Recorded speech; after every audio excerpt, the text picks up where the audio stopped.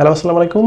বাংলাদেশের পেস বোলারদেরকে নিয়ে এই মুহূর্তে কিন্তু পুরো বিশ্ব ক্রিকেটে হইচই পড়ে গেছে এবং বাংলাদেশের ক্রিকেটারদের মধ্যে বা পেসারদের মধ্যে যারা এই মুহূর্তে টপ পিকে আছে সেটা হচ্ছে প্রথমে যে কথাটা নাম আসবে, যার নামটা আসবে সেটা হচ্ছে তাসকিন আহমেদ, শরীফুল ইসলাম, মোস্তাফিজুর রহমান, হাসান মাহমুদ এবং হচ্ছে রিসেন্টলি 152 গতিতে বল করলো নাহিদ রানা। এবং এই যে এদেরকে নিয়ে বাংলাদেশের মানুষের যে স্বপ্ন, সেই স্বপ্নটা কিন্তু খুব তাড়াতাড়ি হয়তো পূরণ হতে যাচ্ছে, কারণ আগামী মাসে হচ্ছে আইপিএলের যে মেগা নিলাম সেটা কিন্তু অনুষ্ঠিত হবে। এবং সেখানে গত 2-3 বছরে কিন্তু আমরা অনেক সময় দেখেছি শরীফুল ইসলামকে ডাকছে, কখনো কখনো তাসকিন আহমেদকে ডাকছে, মোস্তাফিজ তো প্রতি বছরই খেলে যাচ্ছে। সো আমরা কিন্তু ওই একটা প্লেয়ারের উপর আর ভরসা না রেখে আমরা চিন্তা ভাবনা করবো এবং আশা করছি যে আইপিএলে বাংলাদেশ থেকে অ্যাটলিস্ট 3 থেকে 4টা বলার কিন্তু খেলতে পারবে। সেখানে আমি সবচেয়ে উজ্জ্বলতম যে নামটার কথা যদি আমি চিন্তা করে দেখি, প্রথম হচ্ছে মোস্তাফিজ, তো সে খেলবেই। সেকেন্ড, শরীফুল ইসলাম খেলতে পারবে।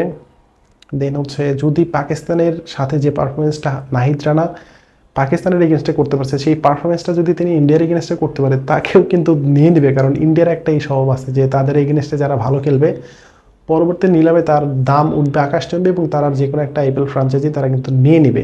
সো এই মুহূর্তে নাহিদ রানা যদি ইন্ডিয়ার এগেনস্টে একটু ভালো করতে পারে, আইপিএলে তার নামটাও কিন্তু উঠে আসবে। এবং মোস্টলি আর একটা স্পিনারের কথা, বাংলাদেশ থেকেও কোনো স্পেশালি স্পিনার কেউ যদি চান্স পেতে পারে সেটা হচ্ছে রিশাদ হোসাইন। এবং রিশাদকে নেওয়ার কিন্তু পিছনে অনেকগুলো কারণ আছে, বা তাকে যে প্ল্যান পরিকল্পনা করবে সেটা কিন্তু বিগ ব্যাশে যখন সে চান্স পেলো বা তাকে ডাকা হলো, রিকি পন্টিং পছন্দ করে কিন্তু তাকে নিয়েছে। সো বিগ ব্যাশে গিয়ে যদি তিনি একটু ভালো করতে পারে, বা তার আগে যদিও নিলামটা হবে, সো রিকি পন্টিং যেহেতু তাকে ওখানে পিক করেছে, সো রিকি পন্টিং যদি আইপিএলে কোনো দলের কোচ হয় বা মেন্টর হয়, সেখানেও যদি রিকি পন্টিং রিশাদ হোসেনকে পিক করে, সেটাতেও কিন্তু আমরা অবাক কেউ হব না।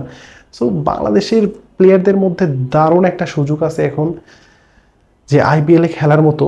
যদিও বিগত বছরগুলোতে আমরা কিছু হচ্ছে লেম লেম কিছু রিজন দেখায় আমরা প্লেয়ারদেরকে আইপিএল খেলতে দিতাম না, আমরা মোস্তাফিজকে আইপিএল থেকে নিয়ে এসে জিম্বাবুর সাথে খেলাইলাম। এই ধরনের সিদ্ধান্ত আপাতত মনে হয় না হবে, কারণ ফারুক আহমেদ তিনি ক্রিকেটের মানুষ, সাবেক ক্রিকেটার, সাবেক নির্বাচক।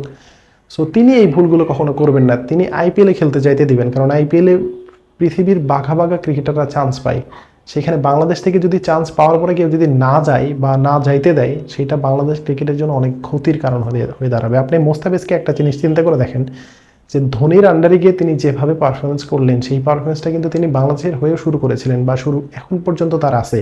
মাঝে তিনি কিন্তু রিদম হারিয়ে ফেলছিলেন, বাট আইপিএলে খেলার কারণে কিন্তু মোস্তাফিজের সেই রিদমটা কিন্তু ব্যাক পেয়েছে। এখন শরীফুল কিন্তু এলপিএলও ভালো বল করেছে, গ্লোবাল টি20তেও ভালো বল করেছে। এই মুহূর্তে শরীফুল লেফট আর্ম পেসার হিসেবে আমি 5টা বোলিংয়ের মধ্যে একজন হিসেবে শরীফুলকে আমি দেখছি। কারণ এই মুহূর্তে শরীফুলের চাইতে ভালো দুই দিকে সুইং করানো বলার এই মুহূর্তে নেই। মোহাম্মদ আমির ছিল, তার বয়স অনেক হয়ে গেছে। এছাড়া দুই দিকে সুইং করানোর মতো পেস বলার পুরো ক্রিকেট বিশ্বে আমি আর একটা খুঁজে পাচ্ছি না as a left arm pacer হিসেবে। আর যদি স্পিনারদের কথা চিন্তা করি, রিশাদ হোসেন এই মুহূর্তে অল ক্রিকেটে অ্যাজ এ লেগ স্পিনার হিসেবে সবচেয়ে বেশি হাইট তার। তিনি একাধারে টপ স্পিন করতে পারে, তিনি গুগলি করতে পারে, তিনি নতুন নতুন ভেরিয়েশনে বল করতে পারে। তার ব্যাটিংটাও কিন্তু লোয়ার অর্ডারে কিন্তু দুর্দান্ত কাজে লাগানোর মতো একটা ব্যাটিং তিনি করতে পারেন। সো তার সেই ক্যাপাবিলিটি আছে আইপিএল খেলার জন্য। সো তিনি বিগ ব্যাশের ডাক পেয়েছে, তার আগে তিনি গ্লোবাল টি20তে ডাক পেয়েছিলেন। কি জন্য তিনি খেলতে জানে সেটাও আমি জানি না। সো বিগ ব্যাশেও তিনি ডাক পেয়েছেন, তিনি আইপিএলেও ডাক পাবেন, এবং ডাক যদি পায় তাহলে উচিত তাদেরকে খেলানো। এবং শরীফুল, তাসকিন, মোস্তাফিজ, রিশাদ, এই 4জনকে নিয়ে স্পেশালি অনেক স্বপ্ন বাংলাদেশের মানুষের যে তারা আইপিএলে ডাক পাবে।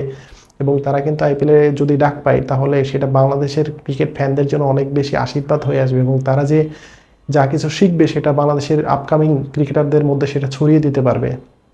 এবং নাহিদ রানার কথা যেটা বলছি, তিনি এক্সপ্রেস বলারে 152 কিলোমিটার/আওয়ার গতিতে তিনি বল করেছেন টেস্টে। সো তিনি যদি ওই ইন্ডিয়ার এগেনস্টে ভালো বল করতে পারে, তিনিও কিন্তু দুর্দান্তভাবে পারফর্ম যদি করতে পারেন, তাকেও কিন্তু আইপিএলে বিবেচনায় রাখতে পারে কোনো দল। কারণ এক্সপ্রেস বলারদেরকে নিয়ে কিন্তু ম্যাচ জেতানো যায়। যে এটা কলকাতা করেছিলাম, যে কলকাতার কথা আমি বলেছিলাম, আমি ভিডিওতে অনেকবারই বলেছি যে কলকাতা 24 কোটি টাকা দিয়ে যে প্লেয়ারটা নিল, তখন তিনি প্রথম দিকে তিনি ভালো পারফর্ম করতে পারে নাই। কিন্তু আমি একটা কথা বলেছিলাম যে 24 কোটি টাকার ইনভেস্ট করে যদি একটা শিরোপা পাওয়া যায়, তাহলে তো ভাই ক্ষতি নাই। সো এরকম এক্সপ্রেস বলারকে কিন্তু সব দলই চাইবে যে এরকম একটা এক্সপ্রেস বলার আমাদের দলে থাকুক। সো এখন দেখার বিষয় যে বাংলাদেশ থেকে কয়জন প্লেয়ার চান্স পায়। সো ধন্যবাদ সবাইকে, আসসালামু আলাইকুম।